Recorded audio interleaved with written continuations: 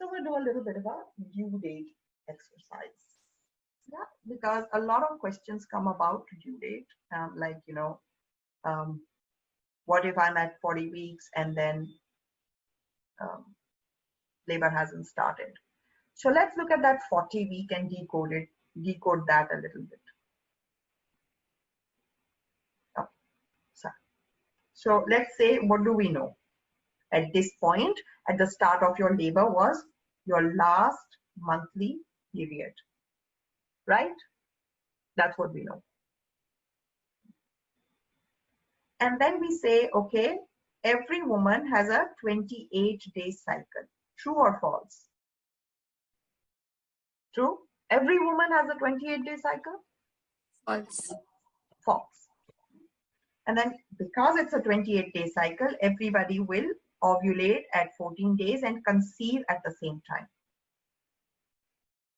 And then every baby towards the end will be 266 days of gestation. And if you add the 14 days here and 266, it is 280, which is very nice. 40 weeks. What is the problem with this particular statement?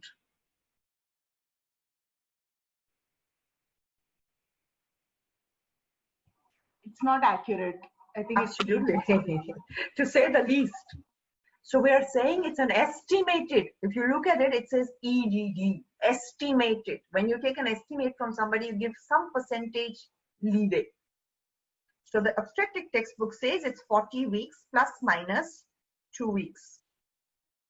Now think if my due date was 15th of August, plus minus 2 weeks would be 1st of August to 30th of August. Now it's no longer a due date, it's become a due month. So making decisions just because it is your due date then does not take into account what the baby's position is, or is the baby totally ready. And therefore, one of the decision-making capabilities that we want to develop is to say, if we have to bring the baby out before he or she shows us that she's ready, there has to be a very serious criteria for it. And that criteria is always about the well-being of the baby, not about just the timing of it. Because I'll give you a very, very simple example that most people will understand. If you ever baked a cake from a recipe, it says 180 degrees, 25 minutes. Now, if you use different ovens, that 25 minutes will change, even though you can regulate the temperature at 180 degrees. And why is that so? Because the wattage, size of the oven.